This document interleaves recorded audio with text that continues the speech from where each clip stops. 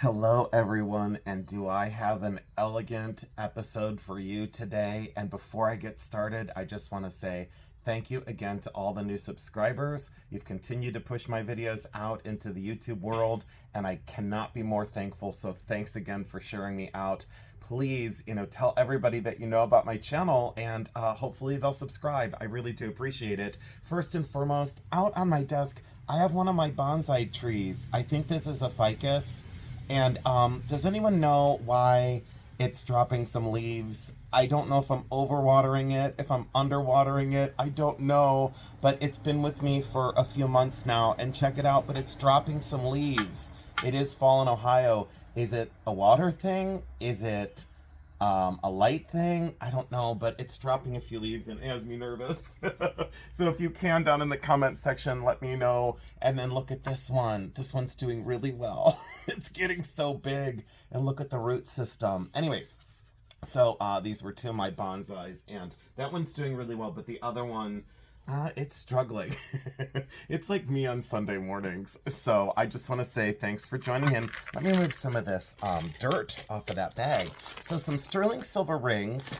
I've talked about Capitan Colta many times in videos past, and so many of you asked to see wearable sculpture. So for my jewelry lovers out there, stay tuned, because look at these sculptural rings. These are all from the late 1960s and 1970s, and I have had this growing collection for basically 3 decades now. Look at these wearable sculptures as rings. Aren't they magnificent? They inspire me. As a silversmith, I was trained to be a sculptor, but to make the sculptures wearable. And this company, the Scandinavian company, really far exceeded all expectations back in the basically 1950s, 1960s, and into the 1970s. And look at that pod form that opened up and allowed some orbs to be inside of it. The dynamic nature of that on that amazing split shank. Check that out on the hand. Back in the day, that was a mere $30, and that was marked down on sale for $15. You couldn't pay me you could pay me $250 and I'd make this for you today.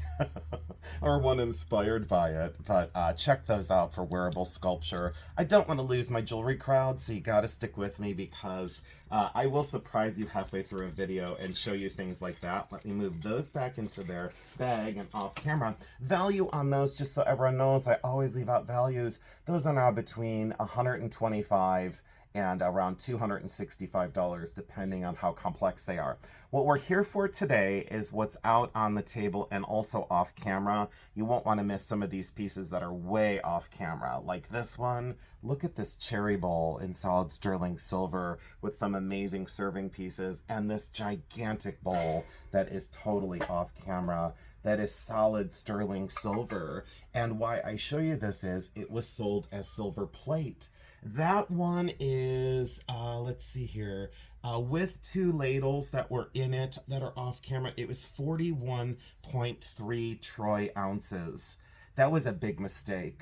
So what's out on the table, I will tell you now, totals a staggering, the absolute staggering 155.4 troy ounces. I did the breakdown of each individual item, and then look at the total price. What's out on this table is now worth, just in metal, $6,324.78. You know, on my videos, I don't clickbait. I don't point at the screen for a thumbnail and look ultimately confused. I want to look what I am: intelligent, brilliant, mindful, and I've been at this a long time, so that I used my information to my advantage when I would go to estate sales. This accumulation that's out on the table spans about, the earliest piece in my collection out on the table is about, let's see here, is the Kerr the earliest? Maybe around 15 years ago. This is a William Kerr and Company bowl. It does have a fancy monogram in the bottom of it. It's dated 1909. So that is a very beautiful and quintessential version of a sterling silver, hollow-formed, beautiful Art Nouveau compote bowl. Very incredible surface across that. And see how those medallions are actually pushed from behind in that faux repoussé. It is completely hollow formed, so that is 2 sheets of sterling silver that are then pushed and die pressed and then soldered together at the edge. Can you imagine how difficult that was to make it? Let me show you the William Kerr. There is the William Kerr mark. It is a banded battle axe. I hope you can see that. And the axe head is facing to the left with a banding of like 3 X's. That is William Kerr and Company, Kerr. I don't have any of these written down. I just remember them because once I've seen a hallmark, I usually don't forget them. I mean, I've learned by reading, but I've also learned about, looking in the books and memorizing the pictures and committing them to memory. Another 2 that I think I have identified correctly, I believe that these are by Dominick and Haff. And that's spelled Haff. And the mark is right here by Dominick and Haff. Always watch these sterling pieces or these silver tone pieces. Boy, is the light really competing with me today. Not cooperating. There we go. That mark is Dominick and Haff. Sterling silver, and look at even the back of the handle has a gorgeous design. Such a piece like this for a very fancy serving piece. All of these have a specific use. I'll do a future video on serving pieces and what they were specifically used for. I have one in my collection that's a macaroni server. Its only job in life was to serve macaroni. I have a tomato server. I have specific things that were used to serve specific pieces. And look at that scalloped design on that large serving piece. Remarkable detail in solid sterling silver. And of course, you all know, because you've now known me for almost a year and a half on YouTube, or a year and, should I say 3/4 of taking it serious with serious content creation. This is Dominick and Haff again. Let me tap that and see if we can get in on that mark. Solid sterling silver, and look at the enameling. It goes from red into cream into red, and then look at that enameling. So you all know how much I love my enameled sterling silver jewelry and my antique jewelry with enameling, especially Norwegian, Scandinavian, and look at that large bowl. A lot of times these are gold washed, and if the gold wash is worn, some collectors frown upon that. I don't, because these were utilitarian objects that were made to be used and made to be loved. And after all, isn't that a beautiful thing? I think it is. An interesting piece that's been in my collection for a long time. This weighs a staggering 5.6 troy ounces, and this is a solid sterling silver frog, and this is by Siegfried Rudolf Puchta, and he went by Siggy Puchta, born in 1933, and I believe he passed in 2015. He was a German immigrant artist. He took up residence in Canada, I believe in 1953. That's, again, memory. But I have a lot of his works, and one thing online you won't find about Siggy Puchta is the fact that he also designed jewelry, and I have 4 or 5 of his modernist sterling silver rings, and when I asked someone about Siegfried, they said, oh no, he didn't do jewelry, and I said, yes, he most certainly did. And I have 4 of his pieces, so I kind of like helped reassure the information about that artist, that his legacy will live on in jewelry now. So there is the mark. So if you ever see that scratched into something, it's S for either Siggy or Siegfried, and then Puchta, Puchta. And there is the mark right there. And look at that lost wax cast frog. Look at that finish and gesture. It is just a sculpture. It is just a sculpture, and I would imagine it is a paperweight. This came out of a Cleveland Heights mansion. The house was, I believe, it was insane. It was like 1.6 million. It was from 1921. It was very near the Lake Erie, right on the proud shores of Lake Erie.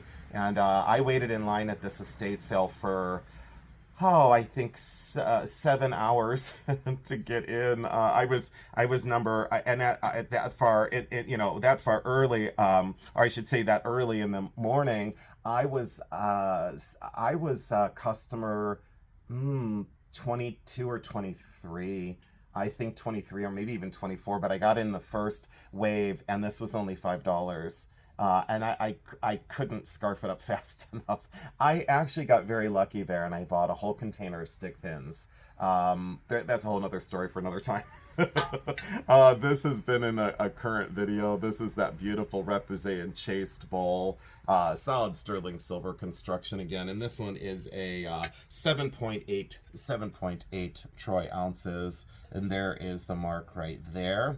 So incredible. And do you see how that's die pressed? And then the other one, the William Curran Company, was actually soldered closed on the back. That had the back panel soldered closed, which I referenced earlier, which is this one. As I continue to knock things over, I'm so clumsy. Let me take these out and get these out of the way. And then I will show you this bowl. So this was priced at, let's see here, it was $280 firm. At the estate sale, and I paid $220. I paid $220, and this is actually 800 silver, and this one weighs, this is crazy, this one, it's 800 silver, this one weighs 22.9 troy ounces of 800 silver, and look at the detail. I wanted to show you the beauty today of these items, more than sometimes the value. But I will say, look at that awesome monogram. So many people frown on things that were monogrammed. I think that only adds to the allure, to the history, to the ownership and the elegance and the pride that such pieces brought families way back when. Look at the size of this. Let's get a look at, even my ruler's an antique. Well, it's vintage at least. Let's unfold this. Look at my ruler. I loved these as a kid. Oh, the things I did as a child. This is a whopping 9 1/4 inches. That is 9 1/4 inches across, and it's all hollow formed at the handle. And look at the way that that is formed. Again, gold washed on the inside. Yes, there are some black spots. Those are right on the surface. But look at that welcoming basket. And they used these things out on elegant tables. Can you imagine the furniture that this was on? Could you imagine the linens that this was on? Can you imagine the people that walked by this phenomenal and extraordinary 800 silver container? That one is marked, let's see here. Yes, and it has the, let me wipe this off. Boy, the fingerprints. Oh, and that's another thing. Someone said, what do you use for a polishing cloth? And I said, just one of the silver ones. Look how long, and I don't polish my silver very often, but just the 2-part, and just rub a little bit. You know, don't get carried away with polishing. There's no reason to. I'm trying to get the fingerprints off of that. There we go. There, I got the fingerprints off of at least that portion for the hallmark. I think that's Scandinavian. I do believe. I'm going to have to look that one up. But earlier I was looking through my silver pieces, and this one off camera over here, where did it go? Now I lost where I was at. Where was the one that was, let's see here. I think this is the Swedish one. Look how I get so distracted. Yeah, this one is Swedish silver. It's 830, so it's slightly less than sterling. Sterling is 925 parts per thousand. Pure silver, and then alloyed with other metals. Nickel and copper are the main metals to alloy with. And this is 830 silver, so it's slightly, let's see if we can get in on that mark. This is slightly less than sterling. So this is 830 silver. And then do you see the 3 little crowns in that lobed kind of cartouche right there? That is Swedish silver. I think they used this mark, I'm going to go on my database, and you can look this up. I think they used that mark between 1912 and 1988, I think. Because I had tried to commit that to memory, because a lot of times I'll see that on the jewelry of leaving Sweden and being Swedish silver. So I tried to commit that hallmark to memory. I think it's 1912 to 1988. Could be off by a little bit. Look at that leaf-shaped bowl, and then that bright cut design. That's all completely bright cut. That's what that is called, because after all, it's bright and it's cut right down into the metal. Oh, here comes the trash truck. Let's go up to the top here. Look at that elegance of that handle. And see how thick the metal is? Always look for that. Tons of elegance in this one. I would say circa dating on this one. I forgot the dates. Circa dating on that one. Victorian. And an incredible serving spoon. Absolutely gorgeous. Look at the elegance of that in the hand.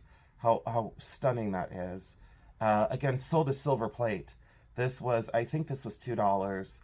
Full tilt retail on that would be somewhere between $2.55 and $2.75 at a very well advertised sale, or at an antique show. I talked about the cur. I talked about the basket. Oh, I didn't talk about this amethyst ring. Look, I spray painted one of my stands because I didn't like the boring white, so I went with a bright punch of yellow. Look at that amethyst, how gigantic it is. It's a cushion cut. It's well over 100 carats, and that is framed in diamonds. So if you love jewelry, please come over to my channel and check out my other videos. Look at the, I should use that as the thumbnail. Get all my jewelry people to watch and push this through the roof. This is Frank Whiting. Let me show you that hallmark. Commit this one to permanent memory because Frank Whiting, I think it was like 1878 or 1879 through around the 1940s or 1940. Believed in, I should say, centered in Massachusetts. Boy, I'm having a tough time to find the words today. I'm stumbling over myself, but I don't edit. I leave every and blunder in because it's full transparency about how I am in real life. A small dent here inside the bowl didn't bother me whatsoever. Look at that monogram and check out that foliate scrolled border. Of Art Nouveau silver bowls and compotes, I probably have a strong, I might be down to a dozen of them. A healthy dozen. I think this one is 14.5 troy ounces. 14.5 troy ounces. And those are carnations. That is a carnation border. You can tell by the leaves here and by the bud here. And look how they got in there and pierced that out for that kind of peekaboo border. Completely gorgeous repoussé. Look how those flowers come right off that surface. Do you see why I collect such silver pieces and why I've always, I'm moving this. This is leaving. The basket is leaving before I knock it off the table, and we'll replace it with this gigantic bowl. Oh, so thanks again for joining in. I hope you enjoy this, and I hope the videos inspire you. I hope they show you beauty, and I hope they encourage you to get out there and look for these pieces. They still exist at estate sales. I trust me, they do. I can tell you for sure. Look at this giant ladle. Look at this oversized ladle. I believe this is by Adams. Let me take a quick look at the hallmark. I'm not going to come up with it right now, but I am going to tell you. Look at that phenomenal monogram. And do you see how that's all solid sterling? Again, this was not signed. This is not sold as sterling because there was only that little teeny tiny hallmark right there. So solid silver all the way through and through. Magnificent construction on that gigantic ladle. Gold-plated bowl. Look at the way that's soldered all the way down there, and that beaded border that spans the whole way down into that open work. And that medallion of that lady. Absolutely gorgeous. I wish you could tell the scale of this. Oh, let me tell you, since I have my handy-dandy vintage folding ruler, it is 12.5 inches. 12.5 inches across. That gigantic ladle. And most of these, I would say a strong 75% or greater, are silver plated. So don't just assume that is solid silver, but this one, absolutely 100%. Every solder seam on there says, hello, I am solid sterling silver. All right, I talked about that. Oh, I didn't talk about this one, but I forget who made this. So I don't want to talk about it yet. Let's see here. And the cherry bowl, look at this. We'll get into souvenir spoons. And I'm going to do a video and say, I wasn't fortunate enough to be born with a silver spoon in my mouth, so I bought 1,000 of them. My collection of sterling silver spoons is off the charts. Look at the twisted handle, that deep twisted handle. How beautiful. And that is hand engraved. And I believe that's a high school in Troy, Kansas. No, is that the Oregon Capital? Let's see here. Oregon Capital. There we go. Salem, Oregon. And yeah, that's the Oregon Capital. Anyone out there in Oregon? See, I don't have to have this. I would definitely consider selling that. And if you're wondering where we sell online, I sell on eBay 24 hours a day, 7 days a week, 365 days a year.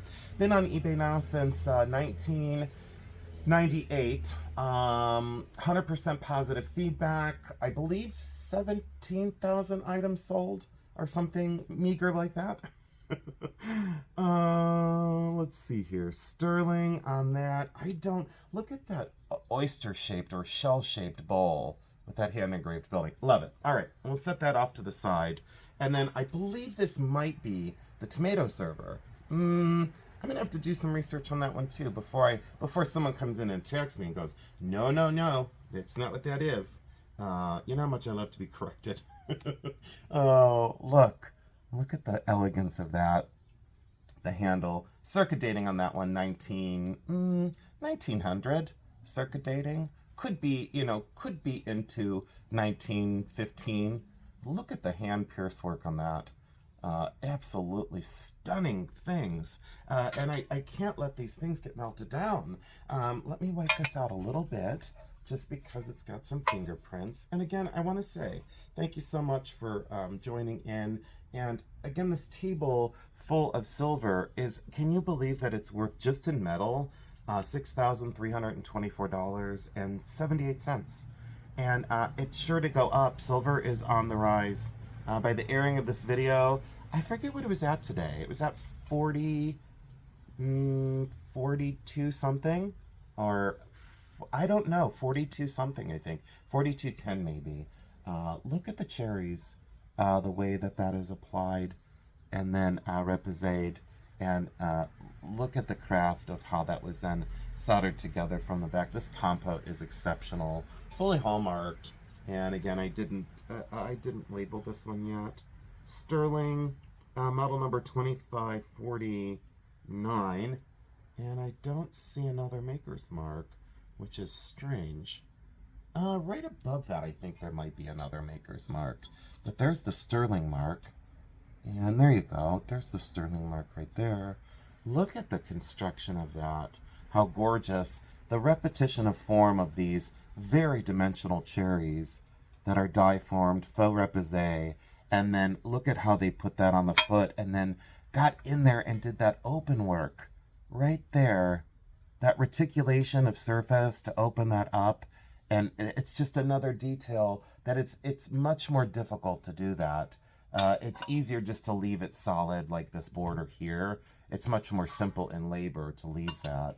And boy, oh boy, is that, look at the way they punch the center of this to form like that. Exceptional, absolutely exceptional. All right, let's move this out of the way. One of my favorites that I've had for a very long time. We'll get into the silver spoons in another video because there are hundreds, if not well over 1,000. I think one of my favorites was this Boston bean one. Let's see, it says the hub, and it's got the word Boston, flames, and then a pot of beans. So that's like cooking Boston beans, like Boston baked beans. I don't know if this is, let me see, this is by Whiting. See, let me show you that mark. This is by Frank Whiting, at least the Whiting Company. See that W with almost like that circle with the rays around it? That's Frank Whiting. And solid sterling silver, and it says the hub, and then it's got Boston on a banner, and look at the flames with the bean pot. Solid sterling silver. I love the whimsy of that. And then just other sterling spoons. We don't need to get into these today. I think one of these was the high school in Troy. Was it Troy, Kansas? I think that is. I think that's from, is anyone watching from Troy, Kansas? Is that the high school that was there?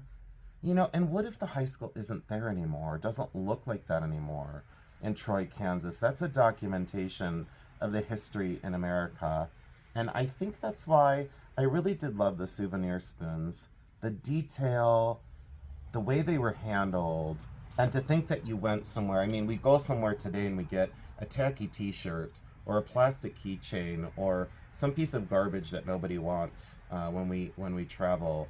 And this is sterling silver spoons that were a souvenir of a place. I'm not sure what that is, what building that is. Let me look with my loop really quick. But that's the high school in Troy, Kansas. Interesting. A plain and beautiful serving spoon. Loved that one. And this tiny little ladle. Look how intimate and sweet with those beautiful florals. I was always just so seduced by the detail of sterling silver flatware. And if you want to see more of my silver, please let me know. And maybe I will do that. Oh, and salt spoons. Don't even get me started on my salt spoon collection. I couldn't let them get melted down. Over the years, I just couldn't. This is the high school in, let's see here. What does that say? Reynolds? No. Reynoldsville. Is there a, out there in YouTube land, is there a Reynoldsville, Pennsylvania? Does anyone know a Reynoldsville, Pennsylvania? Does that exist? There is the high school. Wait 1 sec, I'll be right back. Did you guys hear that humming? The world's largest bumblebee flew right in my face. Yeah, it was so strange, it didn't mean any harm. So I just stood up and it took off. But did you hear the humming before I paused? It looked like Mothra. You remember Godzilla and Mothra? It looked like that prehistoric, gigantic winged insect that could fight Godzilla. Was there a thing called Mothra, or did I make that up? All right, so it says Reynoldsburg, Pennsylvania, high school, hand engraved. See, I could make it. Did I make it 20 minutes? I made it 26 minutes and the wheels fell off. Oh, the rumors about me are true, so I may as well just take it. This is one of my favorites. This is the best in my collection of Kalo. Sterling silver hand wrought at the Kalo shop. So this is Kalo silver. If you want to do some information on the Kalo manufacturers, this is arts and crafts at its purest form. These are incredibly hard to find. Someone did engrave their social security number across this, and then one of the family members removed that because it was a SOCH number. A lot of people did that back in the day to make sure their silver stayed safe. Now we're smart enough about it and we just put it in safety deposit. That's where a lot of my bigger pieces are. Look at the way that is hammered. That is completely hand raised in this lobed bowl form. It's a gorgeous arts and crafts sterling silver Kalo bowl. Would you do me a favor and would you let me know, is this your personal favorite in the video, or did you like one of the fancier pieces? But this is very purist, very arts and crafts. A stand against the machine age is what true mission and arts and crafts, silver and jewelry and pottery and furniture was about. They wanted to show it handmade. They wanted to show the labor of love. So they left the hammered marks on bowls. They left the hammered marks on silver brooches and bracelets. They left the hammered finish on copper drawer pulls that were on furniture. On the furniture itself, they left that pegged, almost like tenon construction with the pegs that would then be wooden pegs. So they left that as a design sense, but they wanted to show the labor of love. Do you see that surface? Now, if someone polished this over the years and took a cloth to this, all that hammered surface would be erased. It would just be gone. That was intentional, and that is its intentional finish. So you can see that on the outside that this was hand raised out of a sheet of silver. Do you understand how difficult that is? So they laid this out, they punched that down into the center, they hammered that down, and then they gently continued to hammer and raise this like this, and the raising would have the ball or the kind of steel orb on the inside, and then you would place the sheet silver on it and planish and hammer. So you'd planish and hammer this to raise this vessel, and you would raise it from a flat sheet. This started life as a flat sheet of sterling silver. They also soldered this gorgeous and elegant, very beautiful lip across the top of this to finish that edge where that raw edge would have been. check that out for a Kalo bowl. Very stunning. I would say in its silver value, I think the Kalo bowl is around 8 ounces of silver. I would say you could multiply the silver value by at least 3, 4, or 5. Depending on this bowl on the retail level used to sell for around $800. I don't know what they go for now. I'm not sure of that. I don't know if they're up, if they're down. I haven't stayed very current on Kalo. If you would like to see more Kalo, I have a large collection of Kalo jewelry. I have stick pins, a bracelet, a necklace, and a pendant. I also have, of the same time period, George Jensen from Denmark, arts and crafts jewelry from this same time period, from Denmark. So I was very worldly with my collections as well. I didn't just go after American-made items. I loved items from all over the world. This giant bowl, like I said, is 41.3 ounces with the 2 larger ladles that are just off camera right over here. This bowl is magnificent. Solid sterling silver, again, sold as plated. I believe I paid, let's see, what did I pay for this one? I believe that, did I pay $20 or $28? It says Lord Robert by International Sterling. So Lord Robert is that pattern of that. Solid sterling silver. Don't ask me how they didn't know. This was piled up in the basement of an estate sale. Look at the heft of this foot. I wish you could feel how incredibly strong and heavy this is. And look at that beautiful layer of dust. And there I am smiling in the background with my dirty baseball hat on because I just didn't want to get dressed up today. I was going to go camera up and hold these things like up so you could see the scale of them. Let's give you an approximate size on that one too. Look. I'm going to watch this video back and say, I can't believe I'm going to air this. That's 12 inches across.